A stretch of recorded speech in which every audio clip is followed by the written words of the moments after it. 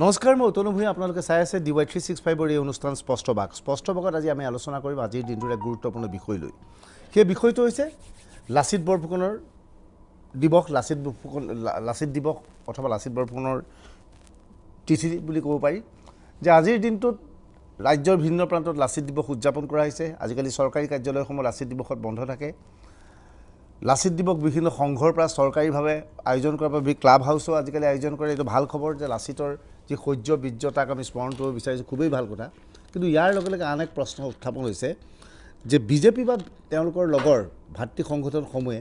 লাচিত বৰফুকনক হিন্দু বীৰ ৰূপে প্ৰতিপন্ন কৰিবলৈ চেষ্টা চলাইছে নেকি আমি অসম বুৰঞ্জীত পঢ়ি আহিছিলোঁ লাচিত বৰফুকনে 17 বাৰ মোগলক পৰাভূত কৰিছিল আহোমে 17 বাৰ মোগলক পৰাভূত কৰিছিল লাচিত বৰফুকনৰ শৌৰ্য বীৰ্যৰ কাহিনী আমি পঢ়ি আহিছিলোঁ কিন্তু আমি লাচিত বৰফুকনক কেতিয়াও ভবা নাছিল তেওঁ হিন্দু বীৰ সেই ধৰণৰ কল্পনা কৰা নাছিলোঁ অসমে আমি তাক লাচিত বৰফুকনক লৈ গৰ্ব কৰিছিলোঁ কিন্তু লাচিত বৰফুকনক হিন্দু বীৰ ৰূপে প্ৰতিপন্ন কৰিবলৈ চেষ্টা চলাইছে নেকি ইয়াৰ লগে লগে আন এক প্ৰশ্ন উত্থাপন হৈছে যে বিভিন্ন সময়ত কোৱা হয় লাচিত বৰফুকনৰ সৈতে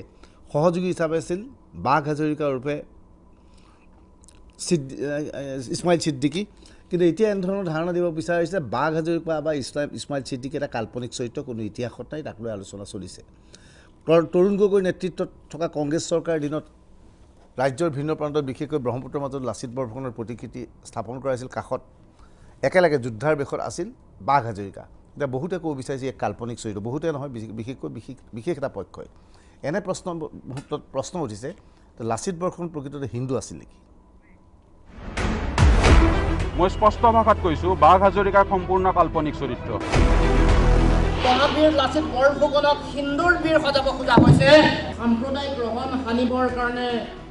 কিছুমান ন্যস্ত স্বাৰ্থজড়িত মহলে কৌশল আৰু ষড়যন্ত্ৰ ৰচনা কৰিছে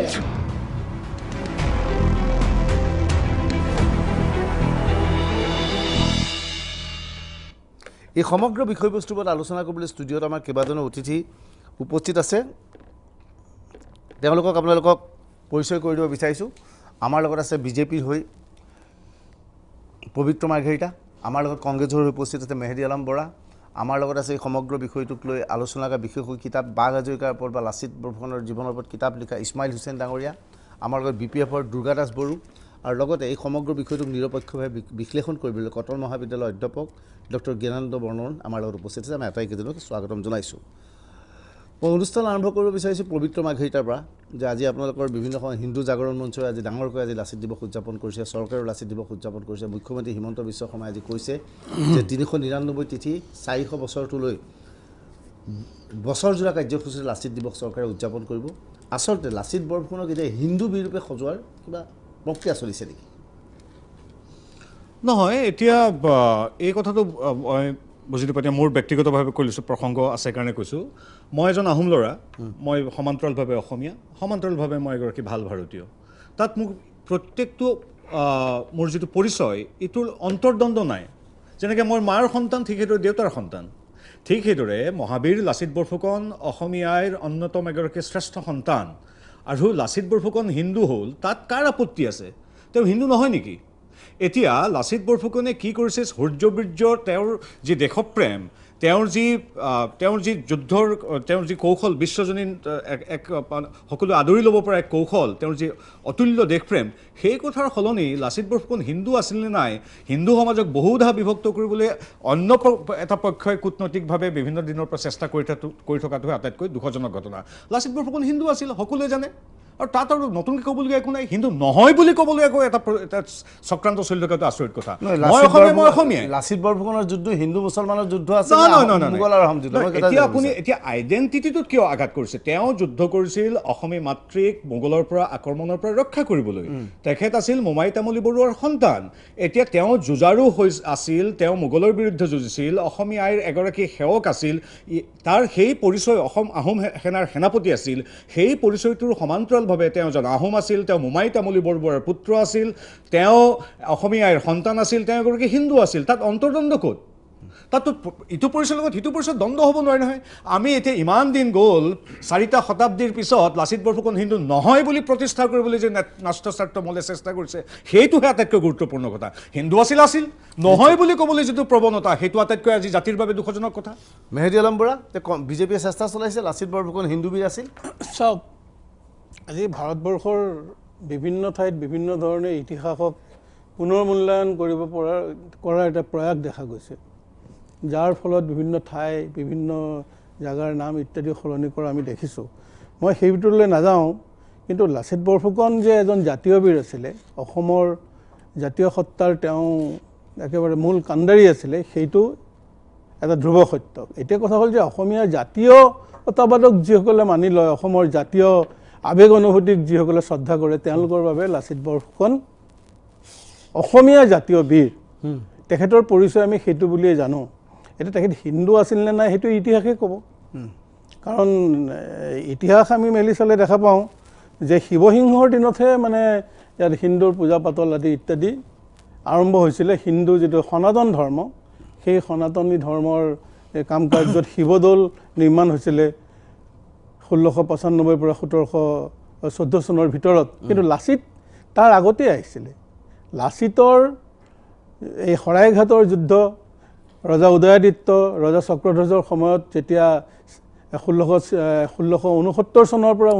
1671 চনৰ ভিতৰত এই শৰাইঘাটৰ যুঁজখন চলিছিলে প্ৰায় 2 বছৰ ধৰি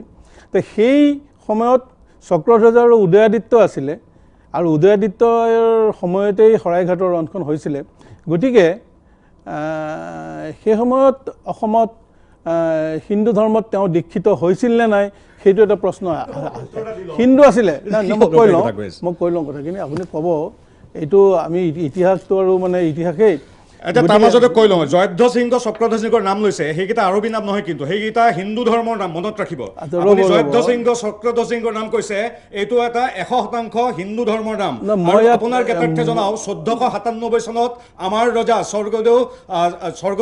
চুহুংমুং দিহিঙীয়া ৰজা তেওঁ আছিল হিন্দু ধৰ্মৰ স্বৰ্গ নাৰায়ণ ৰজা গতিকে আপুনি ইতিহাস পৃষ্ঠা পঢ়ি আছে শিৱসিংহৰ বহু দিনৰ আগতেই আমাৰ চাওফা শব্দটো স্বৰ্গদেউ হ'ল আৰু দিহিঙীয়া ৰজা চুহুংমুঙে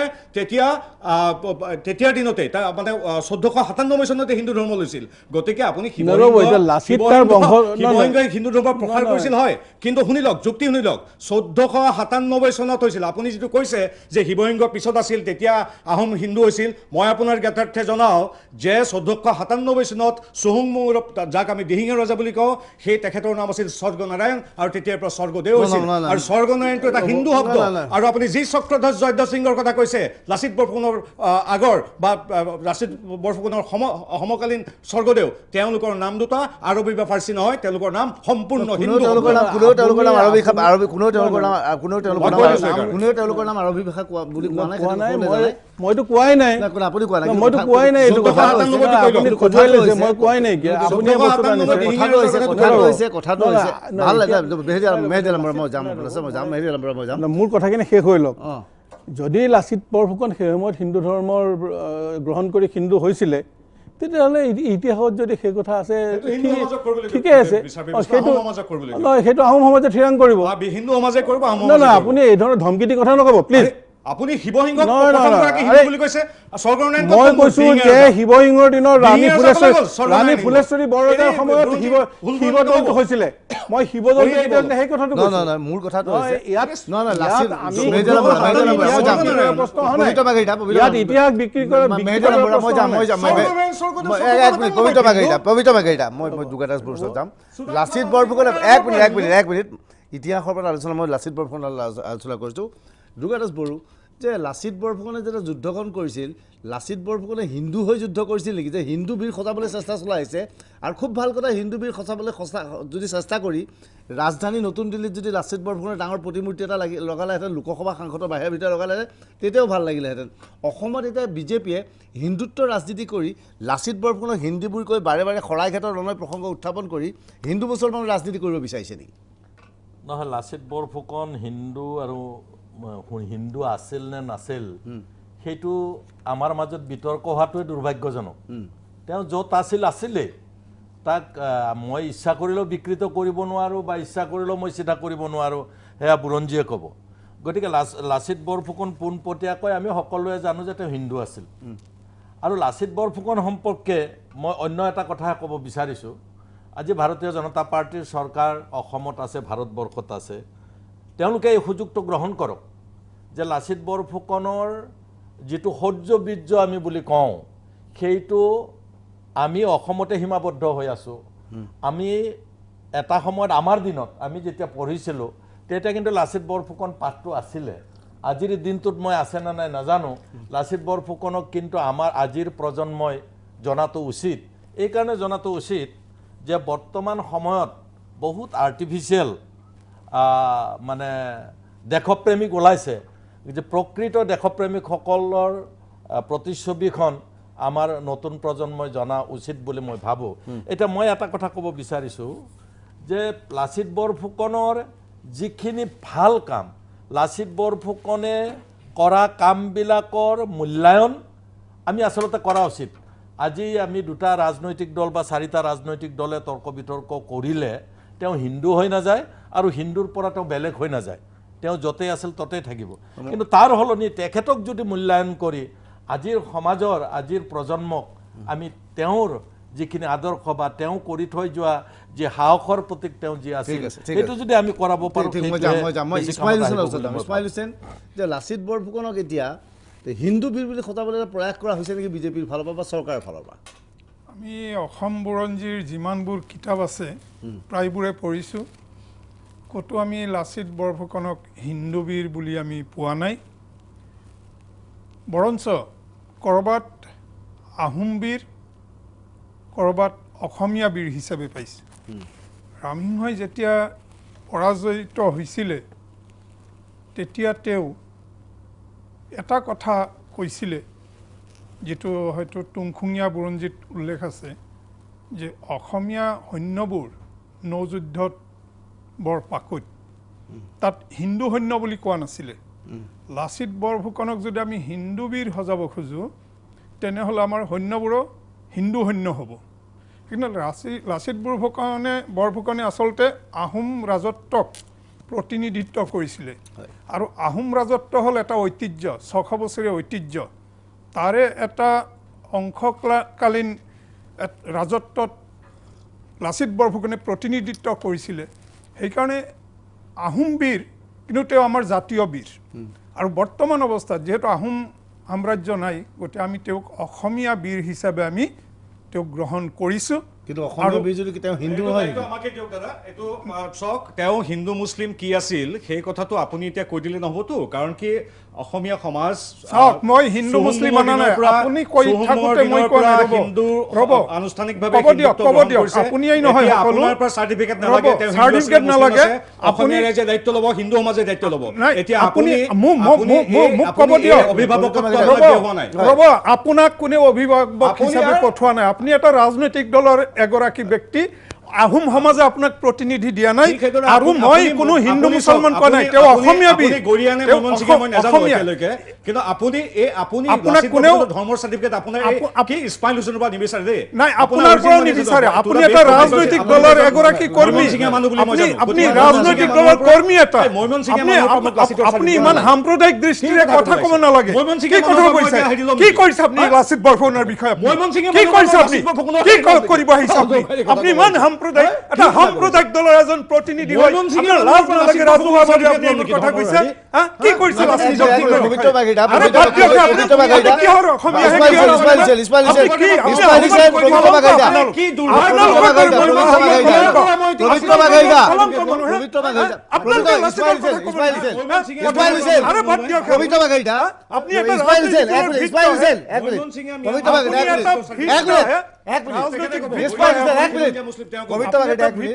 লাচিত বৰফুকনৰ ওপৰত পবিত্ৰ মাৰ্ঘৰিটাই যিখিনি অৱদান আছে বা যি লিখিছে, তাতকৈ মোৰ বোধহয় ইছমাইল হুছেইনে লাচিত বৰফুকনৰ ওপৰত 2-3খন কিতাপ লিখিছে। চৰ্চা কৰিছে।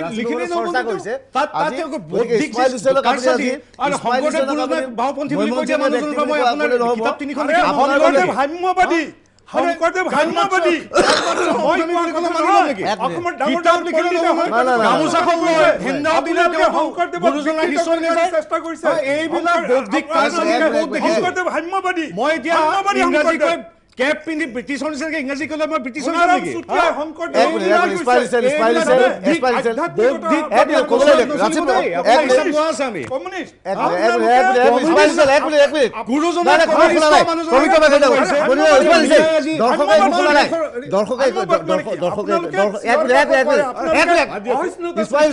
আপুনি সহজতা স্বীকাৰ কৰক দুইজনে বুজক ক'লে শুনিবলৈ হ'লে এইফালে শুনক এক মিনিট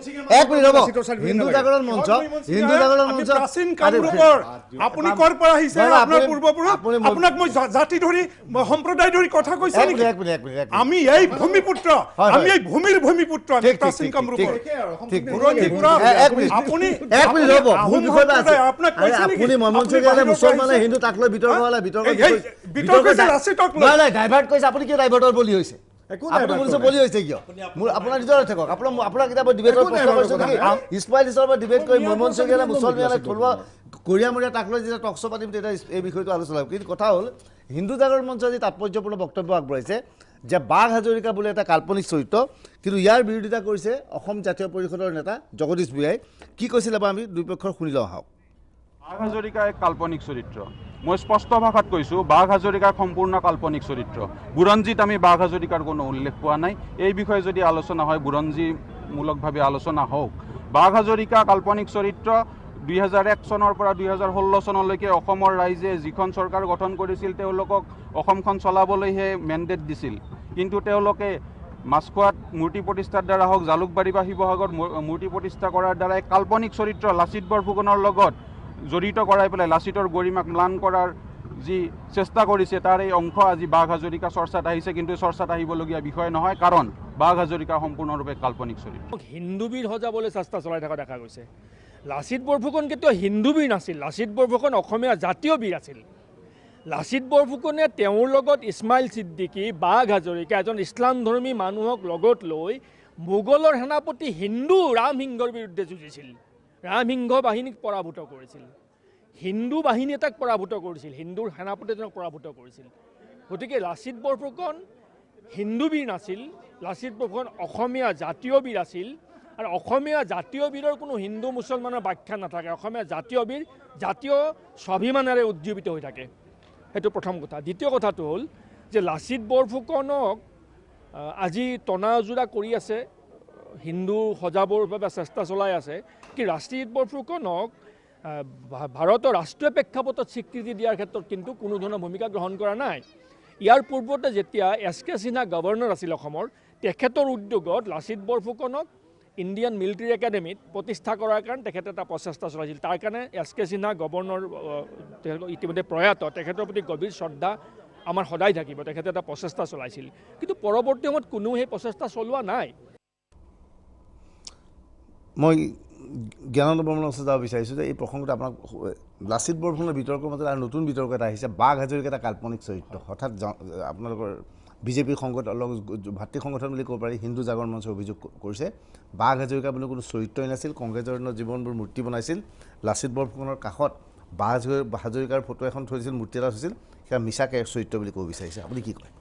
চাওক দুটা বিষয় আছে মই প্ৰথম বিষয়টো অকণমান কৈ ল'ব খুজিছোঁ তাৰপিছত মই এই বিষয়টোলৈকে আহিম এইটো বিষয় লৈ ইয়াৰ আগতেও চৰ্চা হৈছিলে যে লাচিত বৰফুকনৰ আইডেণ্টিটি লৈ পেলাই এটা কথা আমি সকলোৱে একমত যে লাচিত বৰফুকন আমাৰ জাতীয় নায়ক আমাৰ জাতীয় বীৰ আৰু যিয়ে আমাৰ সূৰ্য আৰু সাহসৰ প্ৰতীক যুগে যুগে আমাক প্ৰেৰণা দি যাব এতিয়া এই লাচিত বৰফুকনৰ যেটো অবদান সেই অবদান আমি বেলেগ বেলেগ এংগুলৰ পৰা বেলেগ বেলেগ ব্যাখ্যা বিভিন্নজনে আগবঢ়াব খুজিছে আইডেণ্টিটি ইছ্যু আনিছে কিন্তু এটা কথা চাব লাগিব যে লাচিত বৰফুকন যেতিয়া যুঁজ দিবলৈ গৈছিলে সেই সময়ৰ যেটো শাসন ব্যৱস্থা সেই সময়ৰ যেটো প্ৰবল পৰাক্ৰমী যেটো আহোম শাসন ব্যৱস্থা আছিলে এই শাসন ব্যৱস্থা আৰু ইপিনে আছিল ঔৰংজেবৰ শাসন ব্যৱস্থা এই দুইটা ব্যৱস্থা কিন্তু আপোনাৰ আজিৰ যেটো সেকুলাৰ কনসেপ্ট সেই সেকুলাৰিজম নাছিলে আমাৰ যি প্ৰবল পৰাক্ৰমী আহোম ৰজাসকল তেখেতসকলে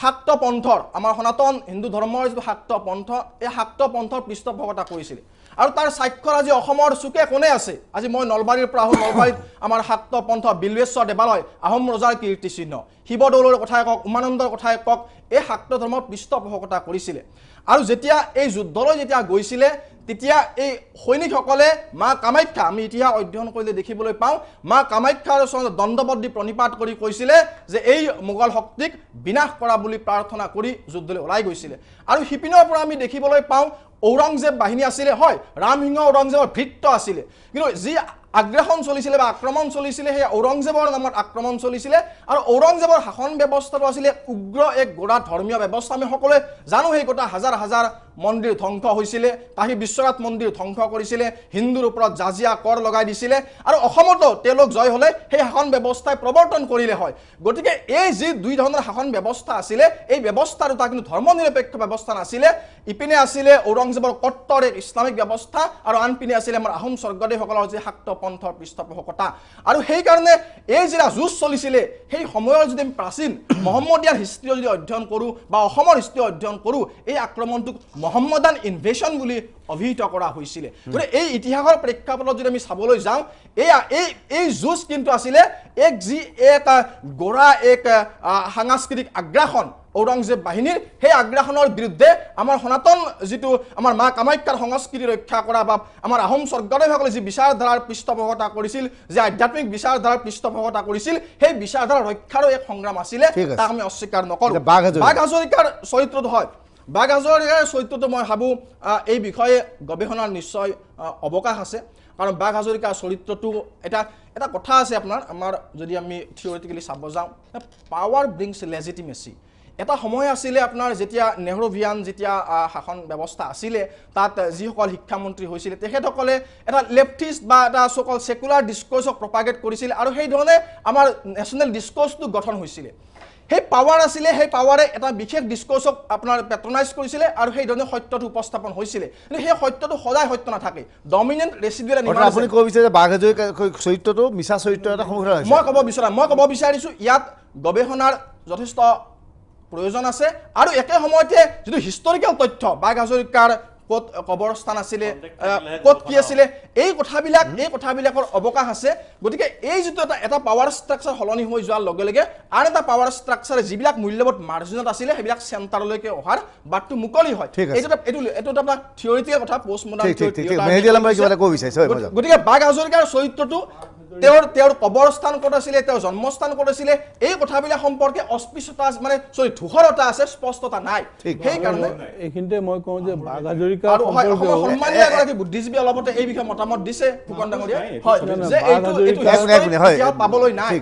এতিয়া আমি অসম বুৰঞ্জী বুলি ক'লে যিকেইখন পুৰণা বুৰঞ্জী আমি পাওঁ তাৰ ভিতৰত সূৰ্য কুমাৰ ভূঞাই লিখা বুৰঞ্জীসমূহক আমি স্বীকৃতি দিছোঁ গোটেই অসমীয়া জাতিয়ে স্বীকৃতি দিছে আৰু এইটো শৈক্ষিক জগততো সূৰ্য কুমাৰ ভূঞাৰ বুৰঞ্জীৰ ৰেফাৰেঞ্চ বুক হিচাপে ব্যৱহাৰ হৈছে তেখেতে এনালছ অফ দি দিল্লী বাদশ্বাহেড বুলি এটা চেপ্টাৰত লিখিছে Assamese মহামেদান commander Bagh Hazarika whose military genius was partly responsible for the success of Lachit Borphukan's operation against Ram Singh গতিকে সূৰ্য কুমাৰ ভূঞাৰ এই লাইনকেইটা যদি আমি মানি নলওঁ তেন্তে বাঘ হাজৰিকা নাই বুলি বহুত বিতৰ্ক হ'ব পাৰে আৰু যদি এইকেইটা লাইন মানি লওঁ মোৰ বাক্যতে শেষ হৈ ল'ব দিয়ক গতিকে এইটো এটা সূৰ্য কুমাৰ ভূঞাই নহয় তাৰপিছতো যথেষ্ট গৱেষণা হৈছে আৰু গৱেষণাৰ অৱকাশ আছে মই শেষ হৈ যোৱা বুলি কোৱা নাই যে যিমানখিনি গৱেষণা কৰা গৈছে তাত কিন্তু বাঘ হাজৰিকাৰ অস্তিত্ব বিচাৰি পোৱা গৈছে এতিয়াও শিৱসাগৰৰ ভিতৰুৱা অঞ্চলত আমাৰ ইছমাইল হুছেইনৰ কিতাপত উল্লেখ আছে যে এই তাত গোটেই কথা বতৰাবিলাক বাঘ হাজৰিকাৰ অৱস্থিতি আমি পাইছোঁ এতিয়া স্বৰ্গদেউ ৰাজেশ্বৰ সিংহৰ নামৰ যিখন বুৰঞ্জী সূৰ্য কুমাৰ ভূঞাই লিখিছে স্বৰ্গদেউ ৰাজেশ্বৰ সিংহ সেই বুৰঞ্জীখনতো বাঘ হাজৰিকাৰ কথাটো তেখেতে আনিছে ৰেফাৰেঞ্চ হিচাপে গতিকে এটা স্পষ্টীকৰণ দিব খুজিছোঁ তেখেতক সূৰ্য কুমাৰ ভূঞা আমাৰ চিৰনমস্য এগৰাকী বুৰঞ্জীবিদ তেখেতে অসমৰ জাতীয় জীৱনলৈ প্ৰভূত বৰঙণি যোগাই গৈছে সেই সূৰ্য কুমাৰ ভূঞাদেৱে তেখেতে এটা কথা লিখি থৈ গৈছে যে এই বাঘ হাজৰিকা চৰিত্ৰটোৰ কথা তেখেতক জ্ঞান মালিনীৰ কবি মফিজুদ্দিন আহমদ হাজৰিকাদেৱে কোৱাৰ পিছত তেখেতে সেইটো লিপিবদ্ধ কৰিছে লিখিছে গতিকে আমাক আমি যেতিয়া হিষ্টৰিকেল এটা ফেক্ট এটা সিদ্ধান্তত উপনীত হ'ব লাগে আমাক এম্পিৰিকেল এভিডেন্স লাগিব আৰু আজি সঁচা কথাটো যদি আমি সাহসেৰে ক'ব বিচাৰোঁ যে এম্পিৰিকেল এভিডেন্সৰ অভাৱ আছে আজিৰ তাৰিখত বাঘ হাজৰিকাৰ চৰিত্ৰটো প্ৰতিষ্ঠা কৰিবলৈ যদি এম্পিৰিকেল এভিডেন্স প্ৰমাণ সহকাৰে আমাৰ সন্মুখত উপস্থাপিত হয় আমি গ্ৰহণ কৰিম আমি উই আৰ অপেন কিন্তু যদি কোনো তথ্য প্ৰমাণ নাই তেতিয়ালে কোনোবাই কৈ দিছে কাৰণেই তাক গ্ৰহণ কৰিব লাগে বুলি মই ভাবো মানে এই ৰেফাৰেন্সটো সূৰ্য কুমাৰ নহয় জ্ঞান মালিনী নহয় এটা কথা আছে যে জ্ঞান মালিনীৰ লিখক মফিজুদ্দিন হাজৰিকা তেখেতৰ বংশ বুলি তেখেতসকলে বাঘ হাজৰিকাৰ বংশধৰ বুলি দাবী কৰিছে তেওঁলোকৰ কিতাপ পত্ৰ ওলাইছে সেই কিতাপ পত্ৰবোৰ কিন্তু বিৰোধ কৰা হোৱা নাই এতিয়া কথা হ'ল যে জ্ঞান মালিনীৰ তেখেতে মুখৰে কোৱাই নহয় মফিজুদ্দিন আহমদ হাজৰিকাই তেওঁলোকে নহয় সূৰ্য নহয় ক'লে নহয় তেওঁলোকে লিখিতভাৱে তেওঁলোকে মোৰ কথাটো শেষ হোৱা নাই মই মাত্ৰ 1 মিনিট কৈ দিছোঁ তেখেতে এখন ৰাজেশ্বৰ সিঙৰ কিতাপখনৰ কথা কৈছে 172 পৃষ্ঠাত আছে এই বাঘ হাজৰিকাই মোগল যুদ্ধ প্ৰণালীৰ কায়দা জানিছিল যিটো কৈ আছে সূৰ্য কুমাৰ ভূঞাৰ কথা তেওঁ লাচিত বৰফুকনৰ লগত থাকি মোগলৰ এইটো কিন্তু হেৰিয়াৰ কথা দেই আমাৰ সূৰ্য কুমাৰ ভূঞাদেৱৰ কথা তেওঁ লাচিত বৰফুকনৰ লগত থাকি মোগলৰ যুদ্ধ প্ৰণালীৰ সংকেত কোৱাত লাচিত বৰফুকনে মোগলৰ বিৰুদ্ধে যুদ্ধ কৰি বিদেশীক পৰাস্ত কৰিবলৈ সুবিধা পাইছিল কিছুমান মুছলমানৰ মাজত এটা জনশ্ৰুতি আছে জ্ঞান মালিনীৰ কবি মৌলবী মফিজুদ্দিন আহমদ হাজৰিকা এই বাঘ হাজৰিকাৰ সন্ততি আই ৰিপিট কিছুমান মুছলমানৰ মাজত এটা জনশ্ৰুতি আছে পেজ নম্বৰ 172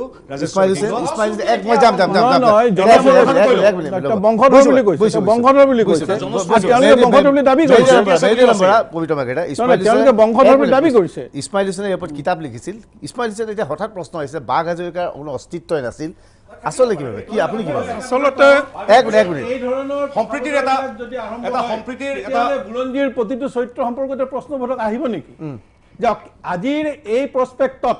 কেৱল বাঘ হাজৰিকাৰ ওপৰত প্ৰশ্ন যে উত্থাপন হৈছে বিভিন্ন মহলৰ পৰা ইয়াতে সাম্প্ৰদায়িক মনোবৃত্তি লুকাই আছে সেই কথাটো স্পষ্ট হৈ পৰিছে যদি বুৰঞ্জী পুনৰ মূল্যায়ন হয় তেন্তে সামগ্ৰিকভাৱে অধ্যয়ন হ'ব লাগিব গোটেই অসম বুৰঞ্জী অকল বাঘ হাজৰিকা নহয় সমগ্ৰ অসম বুৰঞ্জী পুনৰ মূল্যায়ন হ'ব লাগিব ঠিক ইছমাইল হুছেইন বিগত 5.5 বছৰ ধৰি অসমতে ঘৃণনীয় সাম্প্ৰদায়িক ৰাজনীতি চলিছে এইটো সকলোৱে জানে আৰু সেই ৰাজনীতিয়ে ইতিহাসৰ বহু চৰিত্ৰ বিকৃত কৰিব খুজিছে যদি সূৰ্য কুমাৰ ভূঞাৰ ভুল আছিলে তেনেহ'লে ডক্টৰ হেৰম্বকান্ত বৰপূজাৰীয়ে ভুল কৰিছে তেনেহ'লে গুৱাহাটী বিশ্ববিদ্যালয়ে ভুল কৰিছে কাৰণ ডক্টৰ মোহিনী মোহন শইকীয়াৰ যি আছাম মুছলিম relation and it's cultural significance সেই গৱেষণা পত্ৰ অসমৰ বিগত প্ৰায় 60 বছৰৰ গৱেষণা বা 70 বছৰৰ গৱেষণা পত্ৰৰ অন্যতম শ্ৰেষ্ঠ গৱেষণা পত্ৰ সেইসকল আমাৰ হিন্দু বীৰ সজাব খোজা লাচিত বৰফুকনে হিন্দু বীৰ সজাব খোজা ইছমাইল ছিদ্দিকী নামৰ চৰিত্ৰ নাই বুলি ক'ব খোজাসকলে পঢ়িছে নাই মই নাজানো আৰু সেই কিতাপখনত স্পষ্টভাৱে লিখিছে আৰু মই সূৰ্য কুমাৰ ভূঞাই নহয় হেৰম্বকান্ত বৰপূজাৰী নহয় একেবাৰে মোহিনী শইকীয়াই নহয় আনকি মই অসম বুৰঞ্জী যিমানখিনি মই পঢ়িছোঁ মই দেখিছোঁ অসম বুৰঞ্জী নামৰ কিতাপখন সূৰ্য কুমাৰ ভূঞাই সম্পাদনা কৰিছে সেই কিতাপখনত তেওঁ এটা কথা উল্লেখ কৰিছে যে এইটো তেখেতৰ কথা নহয় তেখেতে উদ্ধৃতি দিছে হাজৰিকীয়া সমস্ত হাছৰা অঞ্চলৰ হাজৰিকীয়া সমস্ত তিনিগৰাকী হাজৰিকাই আহি হৰাইঘাট ৰণত অংশগ্ৰহণ কৰিছিলে আৰু তাৰে এগৰাকী হাজৰিকা আছিলে বাঘ হাজৰিকা হাজৰিকীয়া সমস্ত মানে বহুত এজনতকৈ বহুত আৰু সেইটোৰ সূত্ৰ ধৰি মই সেই বাঘ হাজৰিকাৰ সেই জন্মস্থান বুলি কোৱা হয় হাছৰা অঞ্চলত তাত মই গৈছোঁ বহুবাৰ গৈছোঁ তাৰে তুলন গোহাঁই তেওঁ কিতাপ লিখিছে তাৰে মানুহ তেওঁলোকে লিখিছে তাত তেওঁৰ ওপৰত নাটক সৃষ্টি হৈছে আৰু গোটেইখিনি তেওঁলোকৰ পৰা আহোম সম্প্ৰদায়ৰ মানুহৰ পৰা আমি শুনিছোঁ কোনো পবিত্ৰ মাৰ্ঘৰিটাৰ পৰা শুনা নাই আমি গতিকে তাত গৈ আমি ক্ষেত্ৰভিত্তিক অধ্যয়ন কৰিছোঁ সঁচা হয়নে নহয় বাঘ হাজৰিকাৰ ঘৰলৈ গৈছোঁ মই ডিব্ৰুগড়ত মই অসম বুৰঞ্জীৰ পৰা আৰম্ভ কৰি ক্ষেত্ৰভিত্তিক অধ্যয়ন এইখিনি কৰি মই হৰাইঘাটৰ ৰণত লাচিত বৰফুকন আৰু ইছমাইল ছিদ্দিকী কিতাপখন লিখিছোঁ কোনোবাই যদি ইয়াত তথ্যসমূহ দলিয়াই দিব পাৰে তেনেহ'লে মই কিতাপখন মই বন্ধ কৰিম কিন্তু মই ক'ব খুজিছোঁ সূৰ্য কুমাৰ ভূঞাৰ ওপৰত কোনোবা পবিত্ৰ মাৰ্ঘৰিটা ডাঙৰ নহয় আৰু কোনো ডক্টৰ হেৰম্বকান্ত বৰপূজাৰীৰ ওপৰত কোনো হিন্দুত্ববাদী ৰাজনৈতিক দলৰ বিষয়ববীয়াসকল ডাঙৰ নহয় গতিকে এনেই চিঞৰ বাখৰ কৰিলে নহ'ব ইতিহাসে প্ৰমাণ কৰিব ইতিহাসে বিশ্লেষণ কৰিব গৱেষণা হ'ব বিশ্ববিদ্যালয় আছে বিশ্ববিদ্যালয়ৰ গৱেষণা বিভাগ আছে মোৰ কথা কৈছে যে মই উত্তৰটো দিব লাগিব বিশ্ববিদ্যালয় তেনে ডক্টৰ শইকীয়াৰ গৱেষণা বাতিল কৰিব লাগিছিল ইছমাইল হুছেইনে হঠাৎ অসমীয়াহে বহুত কিবা কিবি কৰিছে ঠিকে আছে কিন্তু তেওঁতকৈ মই আমাৰ আহোম পণ্ডিত আমাৰ যোগেন ফুকনৰ কথা বেছিকৈ মানিম ইছমাইল হুছেইনে কালি পৰহি গৈ 5খন কিতাপ পঢ়ি 6খন লিখি দিলে তেওঁৰ কথা মানিম নে বিগত 60 বছৰৰ সাধনা কৰা আহোম পণ্ডিত মই মোৰ এগৰাকী মাৰ্গদৰ্শক যোগেন ফুকনৰ কথা শুনিম আজীৱন নাই ক'বলৈ দিয়ক ডোন্ট ডিস্টাৰ্ব মি মই কৈ আছো ইছমাইল হুছেইন নামৰ কথা মোহিনী শইকীয়াৰ কথা কোৱা মই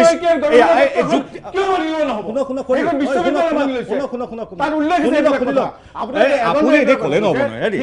এতিয়া মূল কথা যোগেন মোহনৰ কথা শুনি কিয় ইছমাইল হুছেইনৰ কথা শুনিম আমাৰ আহোম পণ্ডিত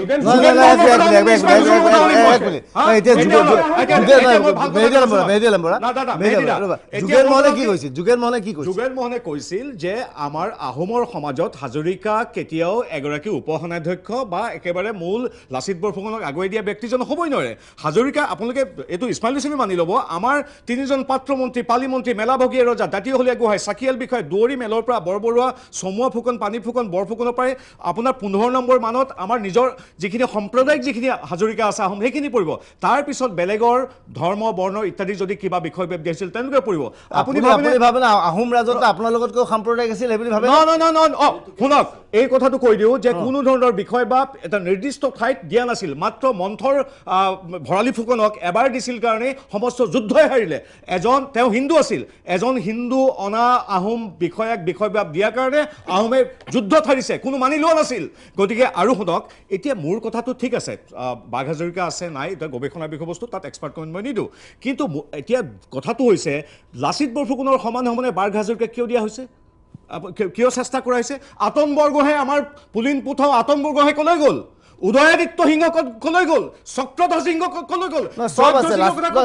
লাচিতৰ লগত বাঘ হাজৰিকা কোনোবা পঞ্চম শাৰীৰ কোনোবা এগৰাকী শ্ৰদ্ধেয় সৈনিক হ'ব পাৰে কিন্তু বাঘ হাজৰিকা নামৰ বাৰম্বাৰ উচ্চাৰণে মোৰ আতন বৰগোহাঁই চক্ৰধ্বজ জয়ধ্বজ বা উদয়াদিত্য সিংহৰ উপস্থিতিক আওকাণ কৰিব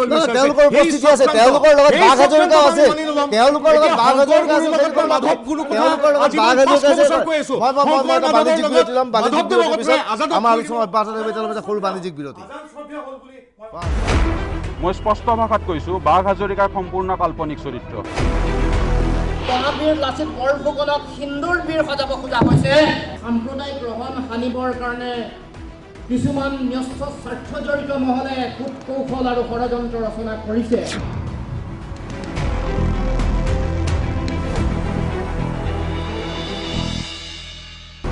মহাবীৰ লাচিত বৰফুকনক হিন্দুৰ বীৰ সজাব খোজা হৈছে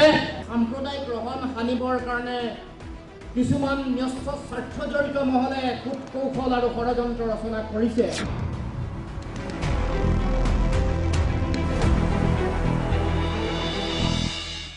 লাচিত দিৱসৰ দিনটোত আমি এটা বিতৰ্কিত বিষয়টো আলোচনা কৰিছোঁ যে লাচিত বৰফুকনক হিন্দু সজাবলৈ চেষ্টা চলোৱা হৈছে নেকি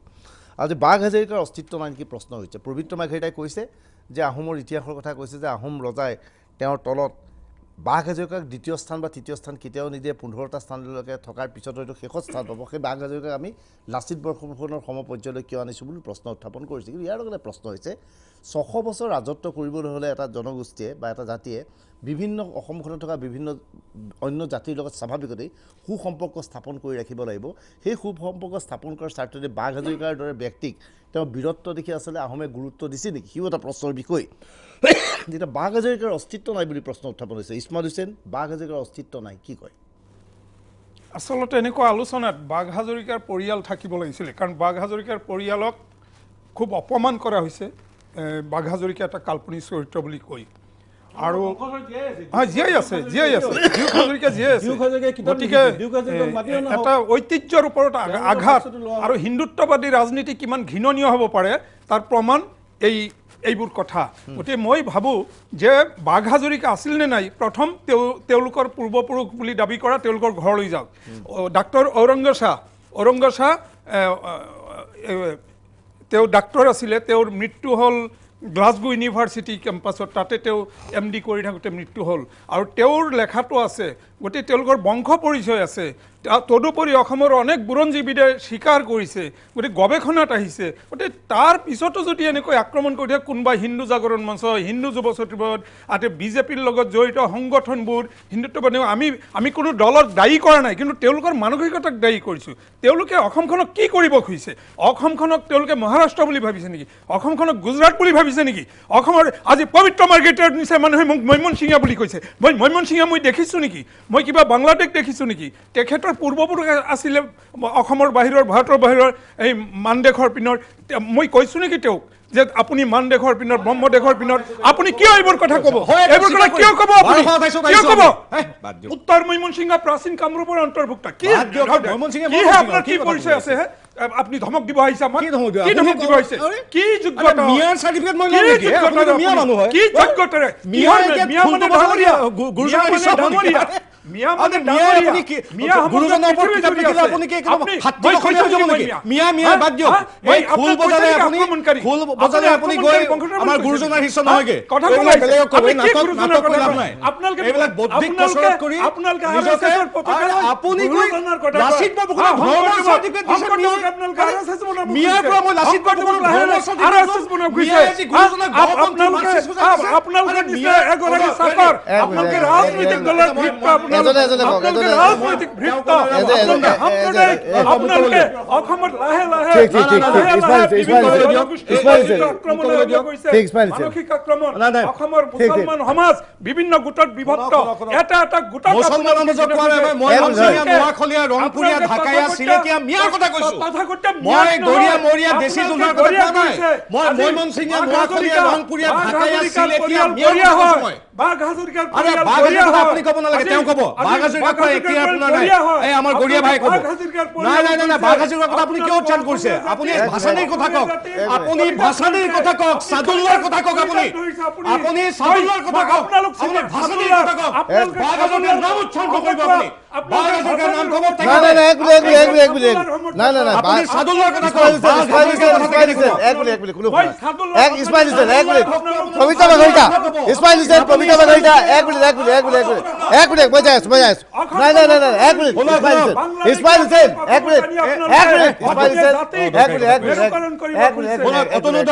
এটা বাক্য কৈছো বাঘ হাজৰিকাৰ কথা ক'লে যুক্তি তৰ্ক দিলে মেহেদী আলম বৰাই দিয়ক এই মৈমনসিঙীয়া মিয়া মানুহজনৰ কথা কিয় শুনিম গৰিয়াজনৰ কথা শুনিম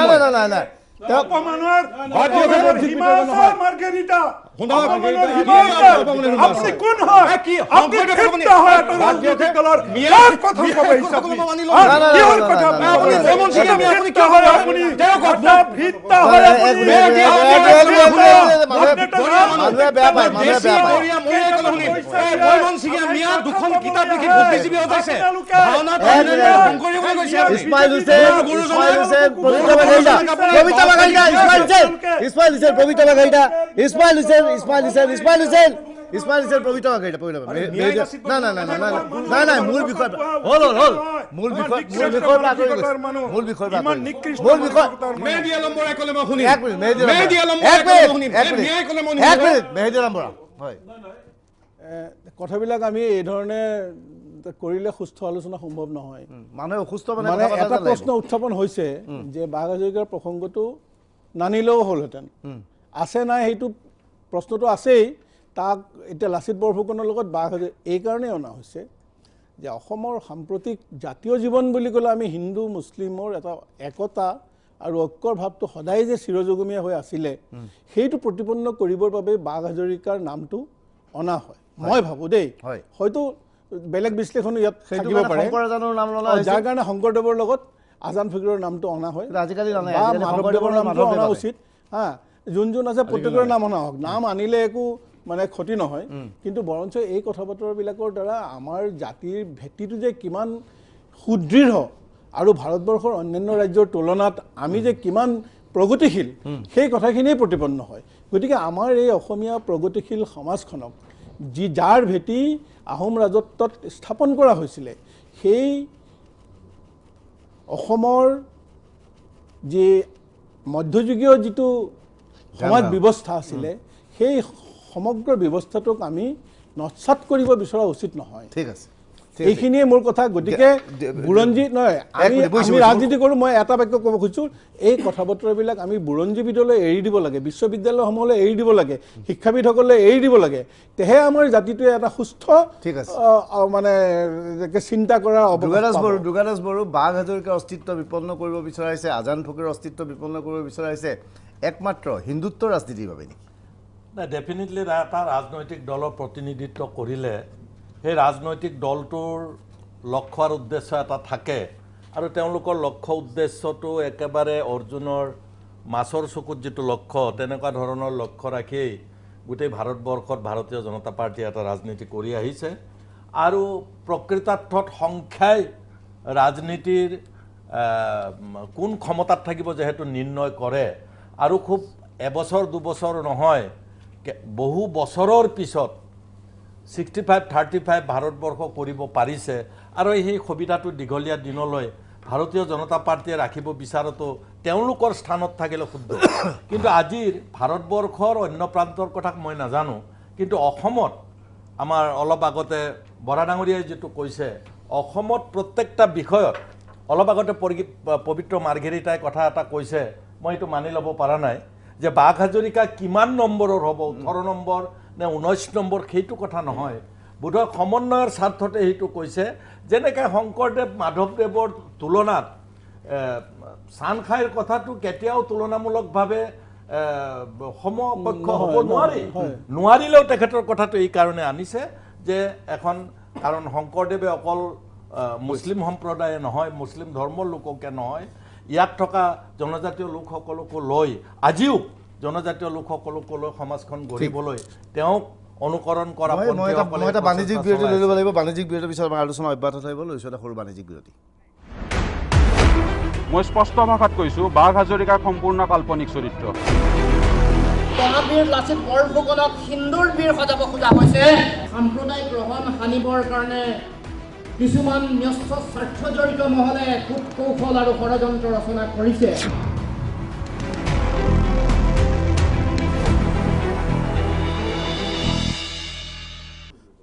লাচিত দিৱসৰ দিনা লাচিত বৰফুকনক কেন্দ্ৰ কৰি সৃষ্টি হোৱা বিতৰ্কৰ ওপৰত আমি কথা পাতি আছোঁ। বিভিন্নজনে বিভিন্ন মত পোষণ কৰিছে।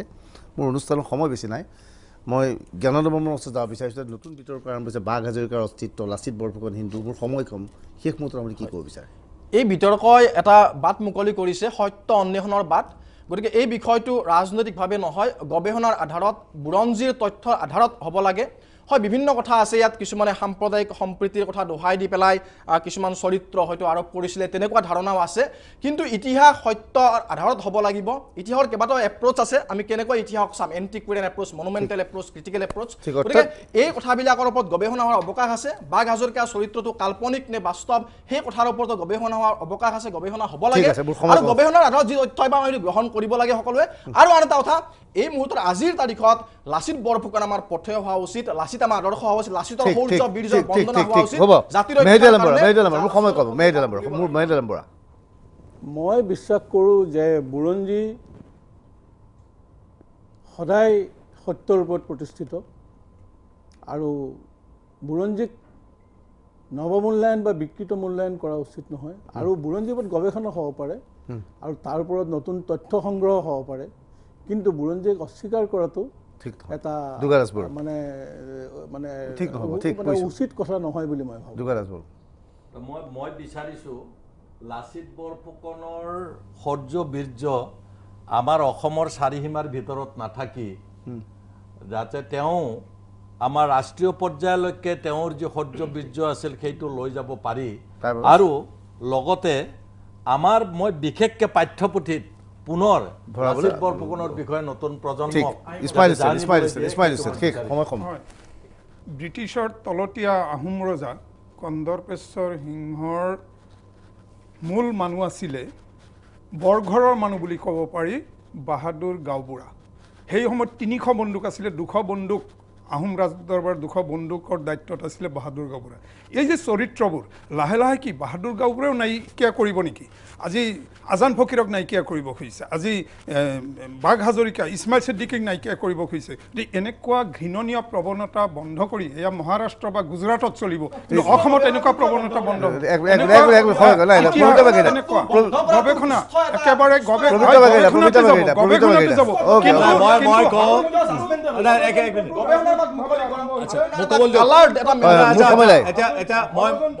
মই এটাই কওঁ যে চাওক বাঘ হাজৰিকা থকাটো উচিত কাৰণ ই সমন্বয়ৰ প্ৰতীক যদি কেনেবাকৈ নাইও মই বিচাৰোঁ বাঘ হাজৰিকা এটা সমন্বয়ৰ প্ৰতীক থাকক কিন্তু যোগেন ফুকন ডাঙৰীয়া হওক বা বাকী আপুনি যিমান বুৰঞ্জী চাই আমাৰ বেয়া লাগিছে কিন্তু খহুৱা গোহাঁই মিৰি সন্দিকৈ লাটুম দোলাকৰখীয়া নেওগ গোহাঁই হাজৰিকা নেওগ বাৰুকৈ গোহাঁই বৰচেং গোহাঁই শত সহস্ৰ লাচিত বৰফুকনৰ সৈতে যুদ্ধত কৰা সহযোগ কৰা প্ৰত্যেকৰে নাম আহোমে লিখা বুৰঞ্জীত আছে আহোমে লিখা সাঁচিপতীয়া বুৰঞ্জী হওক বা প্ৰতিখন বুৰঞ্জীত উল্লেখ আছে মিৰি সন্দিকৈৰ পৰা আতন বৰগোহাঁইলৈকে সেই নামবিলাকত কিন্তু বাঘ হাজৰিকা পৰৱৰ্তীখিনিত আছে সূৰ্য কুমাৰ ভূঞাই লিখা আছে মই সকলোকে ধন্যবাদ জনাই অনুষ্ঠানটো বিদায় লৈছোঁ ধন্যবাদ শুভৰাত্ৰি কিছু সময়ৰ পিছত অনুষ্ঠিত হ'ব 24 ঘণ্টা